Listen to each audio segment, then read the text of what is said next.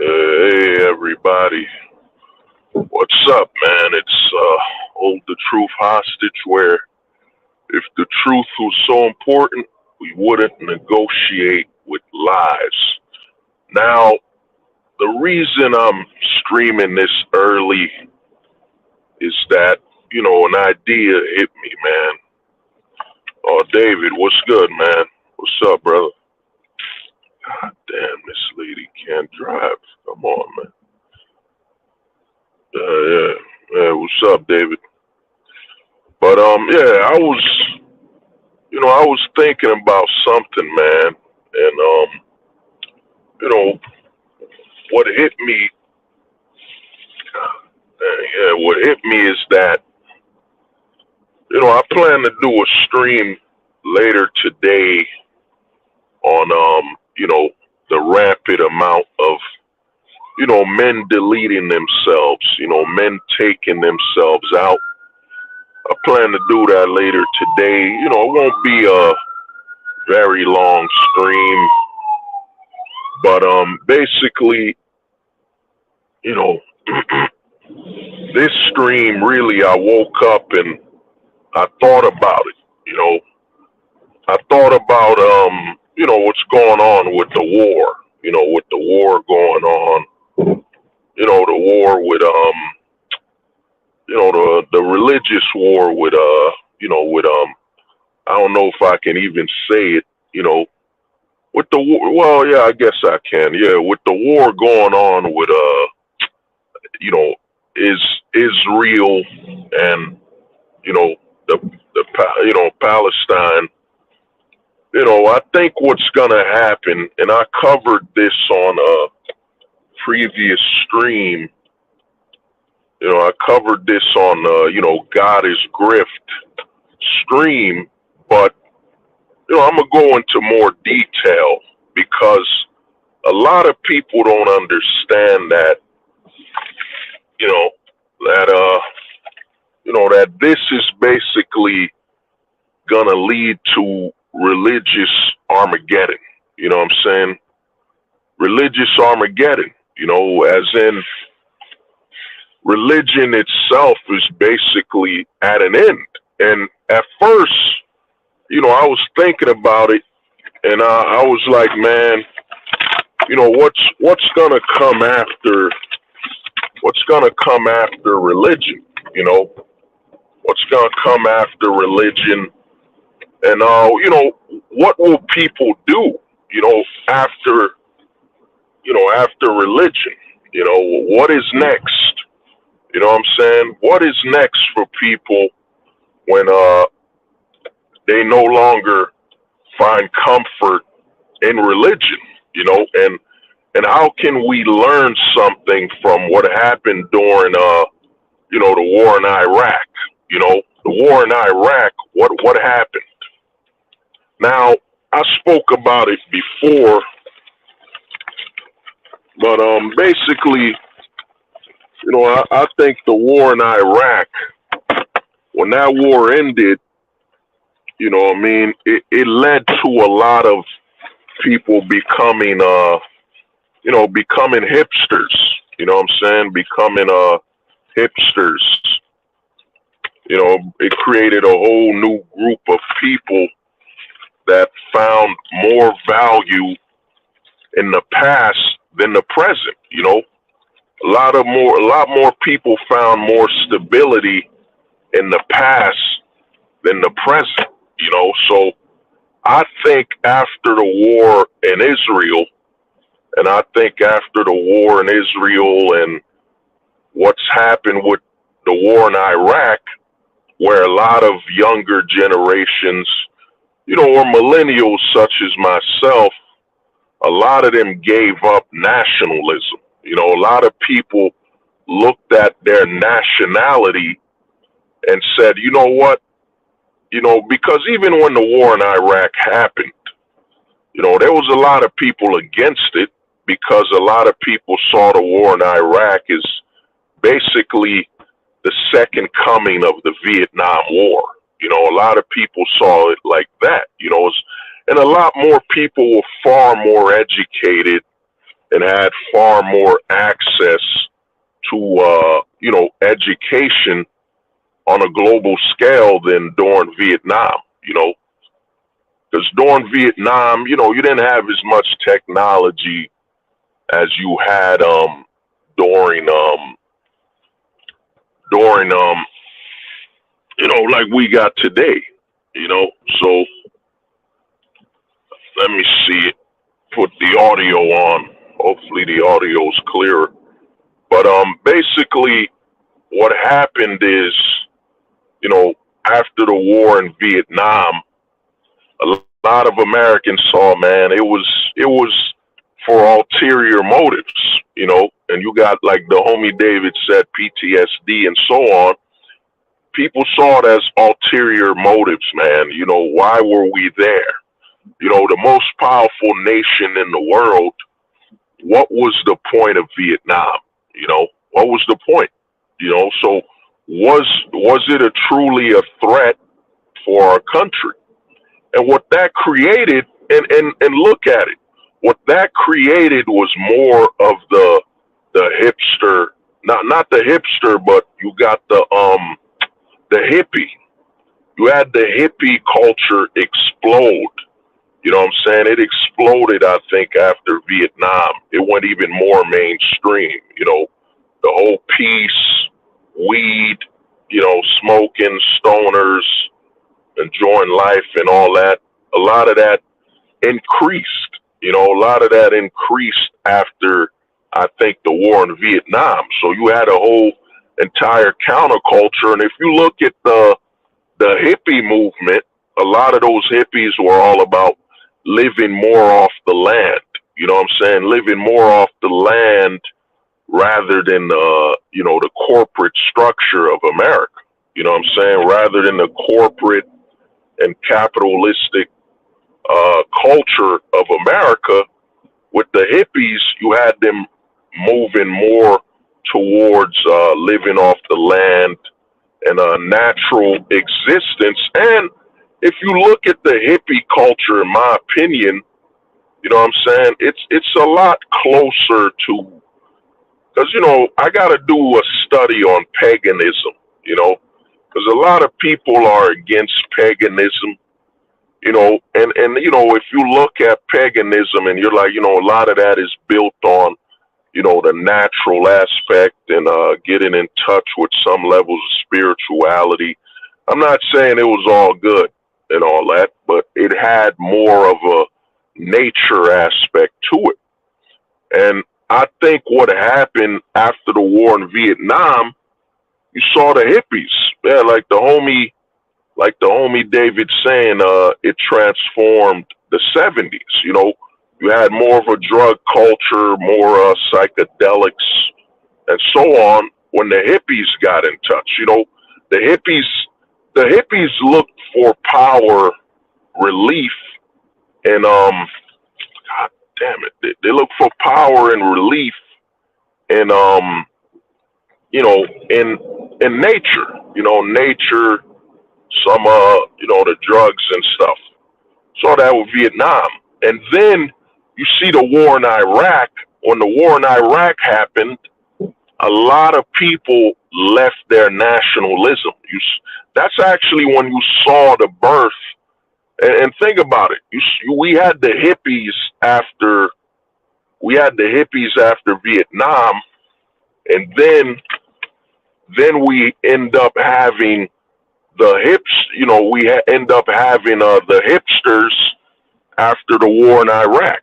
You know what I'm saying? After the war in Iraq, we end up with you know we end up with the hipsters, and God damn, man, I left early in these motherfuckers. We end up with the hipsters after the war in Iraq, and a lot of Americans, basically looked away from nationalism. They started looking at nationalism as basically propaganda. You know what I'm saying? As a way to militarize the the American public, and the American public started looking at nationalism as basically a blindfold. You know what I'm saying? They started looking at nationalism as a blindfold for you to just support whatever the government wants to do without any thoughts, without any thoughts at all. And that's why you got the hipster movement. And the hipster movement has a lot of it's affected culture more than anybody wants to admit. More than anybody wants to admit what the hipster culture has actually achieved in America. Because if you look at the hipsters, which were more focused, unlike the hippies, the hipsters were more focused on, you know, culture, technology from the past that they could actually control and enjoy. The hipsters were all about, man, we can only control and depend on the past. The hipsters became more dependent on the past rather than the present. The hipsters saw the past as far more honest. The past is far more honest than the present and the future, because the past, you at least know everything that happens and you can find out. Like, if I look at the 90s and I'm like, what was the highest selling fashion? What was the biggest cultural moments? What happened in the 90s? I can actually find that out, and nothing's going to change. You know what I'm saying? The 90s can't change. What happened in the 90s stays in the 90s, So the hipster movement happened, and what happened is that the public looked, when it came to the hipster public, the public looked at it and said, man, I lost my uncle. I lost my family members during the war in Iraq. We lost family, what I'm saying? We lost loved ones who fought for the nation and the country. And then you look at the politicians and what they pushed after the war in Iraq. What I'm saying? It just became very tribalistic and anti-American. A lot of politicians really became anti-American. You know, After 9/11, god damn, man, the fucking looks like the traffic sign is fucked up. You know what I mean? Yeah. So a lot of Americans, man, after the war in Iraq, started looking at it. And you look at who became our president after the war in Iraq, it was, Obama. So, we got 8 years of Bush, you know what I'm saying? 8 years of, the war never ending. We're going to pull out. We're going to leave. And, it never happened. You know what I'm saying? It never fully happened. You know, fuck, man. Never fully happened. And then you look at what happened with Obama. Obama passed a lot of cultural propagandist driven laws. You know what I'm saying? The family, and think about it. We talk about this a lot a lot.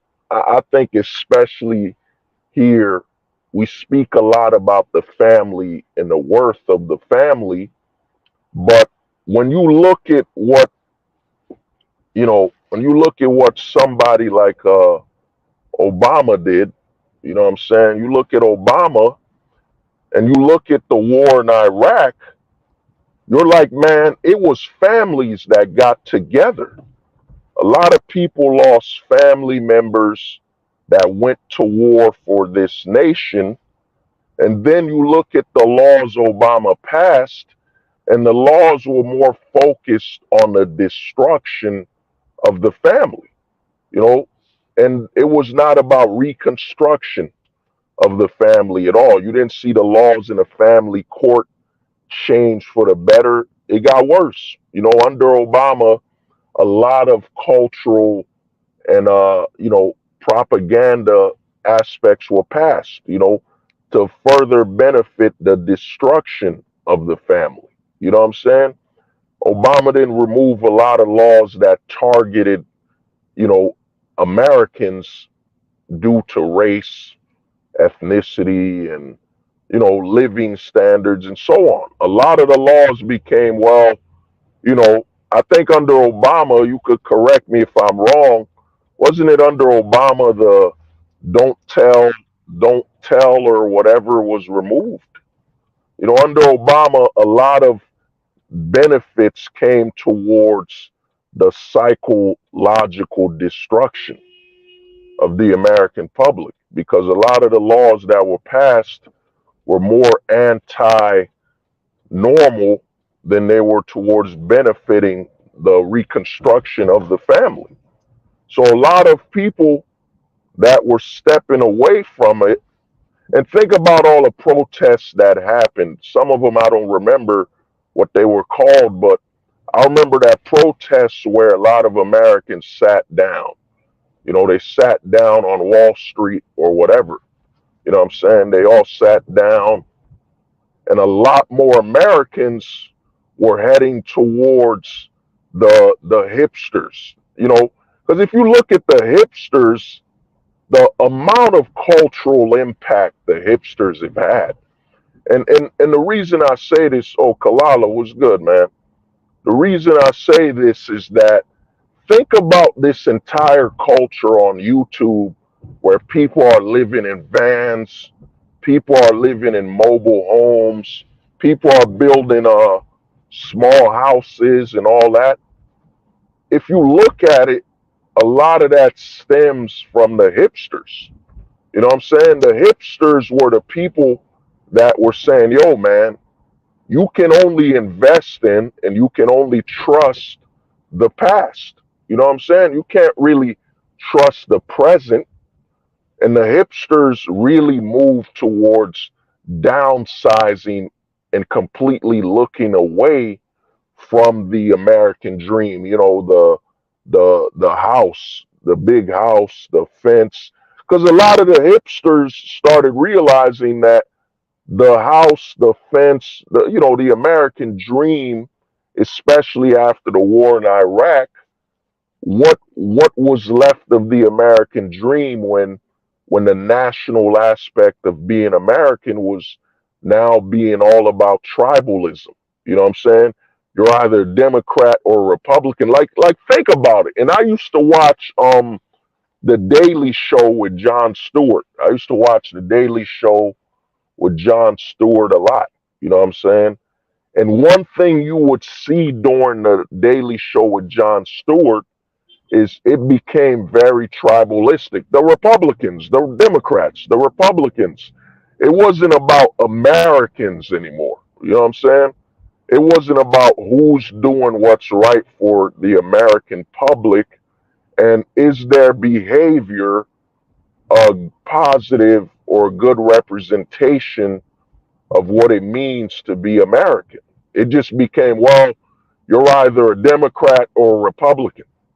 You know what I'm saying? It's not about whether you're an American. And it became, and I started noticing this, is that it really became about, well, you know, I'm a Republican and, you know, I have ideals as a Republican on what can fix and save America.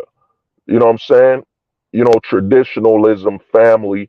Then you have the Democrats, which said, well, you know, as a Democrat, me dreaming about a country where people aren't starving, everyone's being fed, that's what us Democrats want. It wasn't about, well, as an American, this is what I want for my fellow American citizens. Every talking point became about advertising the political party you aligned with. You know what I'm saying? I remember watching a Daily Show with Jon Stewart. And, you know, I wasn't on YouTube heavy like I am today.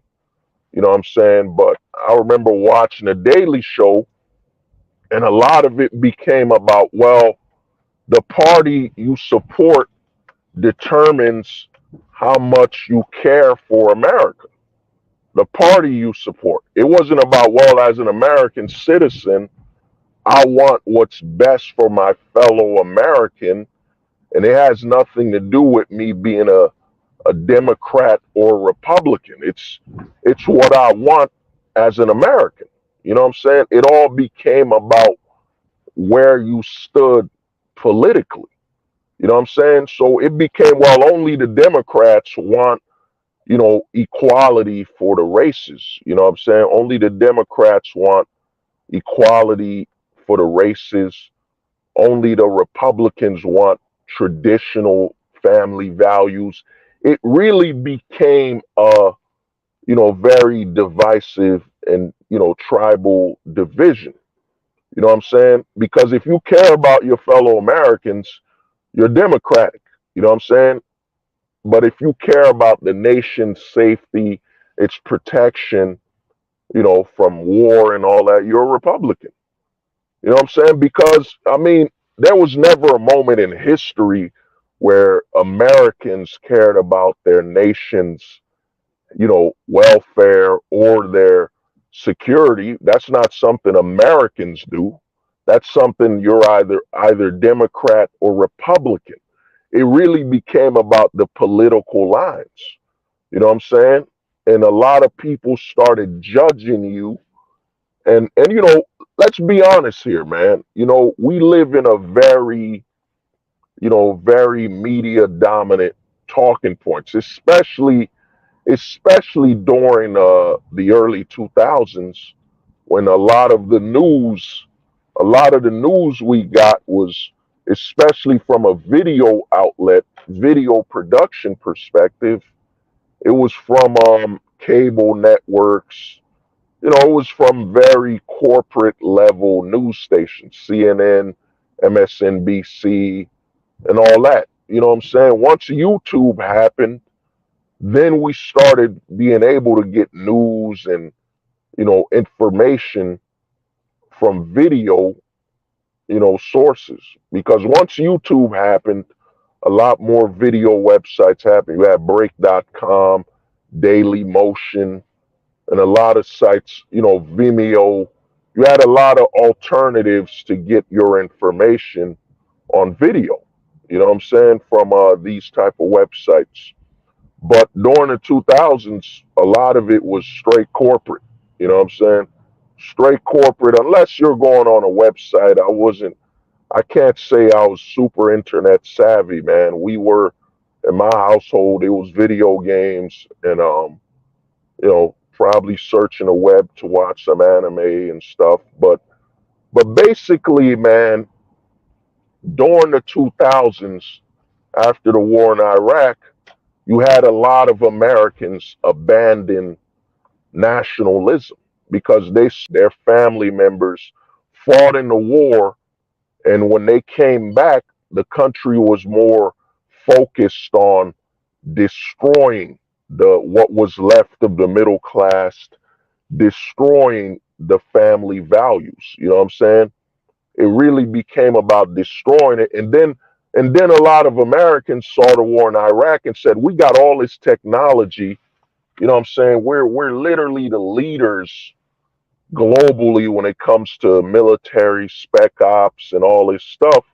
We could have easily, what I'm saying, had sanctioned Iraq. We could have had a lot of things that happened where we investigated what happened, you know, where we investigated the country to find those terrorists, to really find what was going on. And instead, you got to understand that the war in Iraq built on American conspiracies that Americans had during Vietnam, where a lot of Americans were like, yeah, we went to that war to own the land or, strategical war advantages. It wasn't about, bettering the country back home. It was really about alternative ideals, alternative plans to capture and own land or territory. Basically, a lot of Americans look at the war in Vietnam and don't see it as a just war. They don't see a way you can justify that war. You know what I'm saying? That's what happened to a lot of Americans. So they had that pre-built in. A lot of the boomers and Gen Xers that were informed, the Gen Xers that grew up in a household where their boomer father suffered from post-traumatic stress and either was abusive or very militant. You know what I'm saying? They were already prepared when they saw the war in Iraq. You know what I'm saying? They saw this as a replay, a more modern story, a modernization of the war in Vietnam. So, it led to the hipsters and if you look at the hipster movement and what it's done, you can look all over YouTube. Look at Americans living in buses, Americans living in vans, Americans basically abandoning the American dream ideal. That's what the hipsters created. The hipsters looked more at, the only thing you can control is your interaction with the past. You have absolute high levels of control with your interaction in the past. And look at how nostalgia became a very big selling point. Like think about the value of nostalgia. Now a lot of people look at nostalgia and say, well, that reminds me of when I was younger, what I'm saying, when I was younger and such. But a lot of people don't look at nostalgia and say, well, nostalgia is the safest bet. It's the safest bet, man. Fucking man, I bought this piece of shit. Yeah, nostalgia is a very safe bet, man, because you know what it's about. You know what's coming, and you know what it was about. So nostalgia became a very safe. You know what I'm saying? Very safe. My apologies, man. I bought one of these. Oh shit. Apologies. Damn. Fuck, man. Apologies. Oh man. Shit. Let me see. Damn, man. Fuck. My bad.